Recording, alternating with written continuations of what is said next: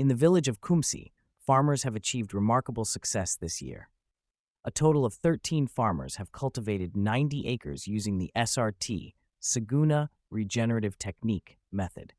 In today's video, we'll learn how they began with SRT and their thoughts on it. The farmers sitting beside me are all SRT practitioners, and this is their first year using the method. After watching several videos from Saguna Baug's Chandrasekhar Dada Batsawale, Pratap Dada Chipalunkar, and Mr. Tukaram Mote, the joint director of Chhatrapati Sambhaji Nagar Division, I gradually understood SRT. For the past 3 to 4 years, I've been closely following their guidance and videos on SRT, particularly noting the valuable work they've done for farmers in Kamgaon, Fulambri, and Tapargaon in the Chhatrapati Sambhaji Nagar district. Inspired by them, I started using SRT on my 10-acre farm this year, planting cotton, soybean, and pigeon pea. Out of these 10 acres, 6 are dedicated to cotton, 2.5 acres to pigeon pea, and 1.5 acres to soybean. Amol Gaikwad works on Ramesh Karpi's 17-acre farm, where he grows cotton.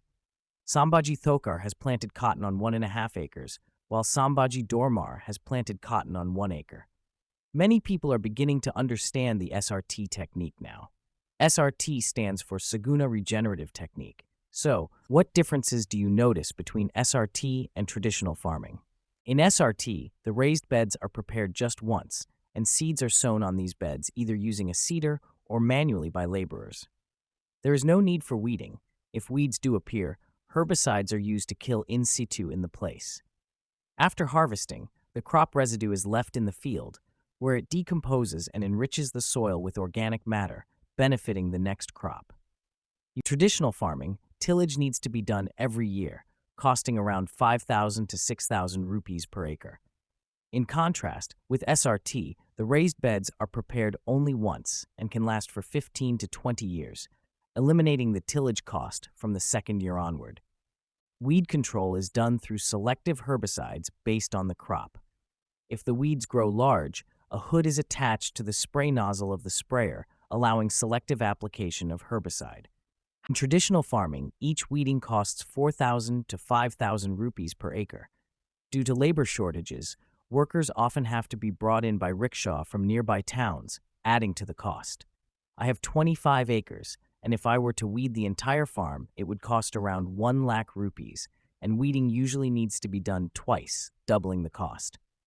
Despite this, laborers are not always available on time, causing the crops to suffer. With SRT, there's no tillage work, so planting and weed control are done on time.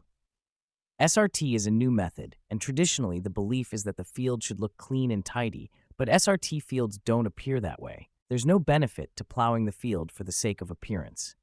The crop residue left on the field decomposes, enriching the soil. I am Govardhan Dormar. My SRT area is 6 acres, where I've planted pigeon pea. I also have pigeon pea planted using traditional methods, but the SRT crop is doing better because the weeds were killed in place and no tillage was done. Now I plan to continue farming on the SRT beds without disturbing them. My SRT area is 4 acres, where I've planted pigeon pea and cotton.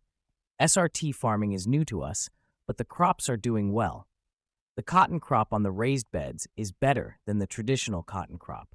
Since these farmers are new to SRT, they are still learning about herbicides, and there have been some minor mistakes in selecting and applying herbicides. However, the crops are still doing well. Zero tillage means no tillage by laborers, oxen, or tractors once the raised beds are prepared. These beds last for about 15 years without being disturbed, and there's no need for weeding or cultivation. This concept is hard for many farmers to grasp, but what happens is that after applying herbicide, the weeds are killed in place and decompose, creating air pockets in the soil. These air pockets allow oxygen to reach the roots, aiding in nutrient absorption. Not tilling the soil is not just a belief, but is backed by science. Tillage makes the soil loose, and organic matter, which is the soul of the soil, is lost. If the organic matter is high, fertilizers applied to the soil are immediately available to the crops. Organic matter is light and remains in the upper layers of the soil. In case of heavy rain after tillage, this organic matter washes away. In our hot climate, the organic matter decomposes rapidly and evaporates, so it's crucial to preserve it. That's why we say no tillage is necessary to keep the organic matter protected. Not tilling results in weed growth, which is managed by herbicides. The organic matter in the soil is decreasing day by day, especially because crop rotation is not practiced and crop residues are not returned to the soil. The soil organic matter should ideally be at 1%, but in Maharashtra it has dropped to less than half. Therefore, increasing organic matter is essential. We do this by killing weeds in place and leaving crop roots in the soil, where they decompose and generate organic matter. I'd like to commend these farmers who, after just one visit to Chhatrapati Sambhaji Nagar, observed SRT plots, watched a few videos, and adopted SRT on 90 acres in this village in the first year itself. This is highly commendable. If you continue this practice year after year, your land will become fertile and the biodiversity in the soil will increase. Beneficial microorganisms, such as bacteria and fungi, thrive on organic matter and enhance soil fertility. These microorganisms process fertilizers and supply them to the plant roots.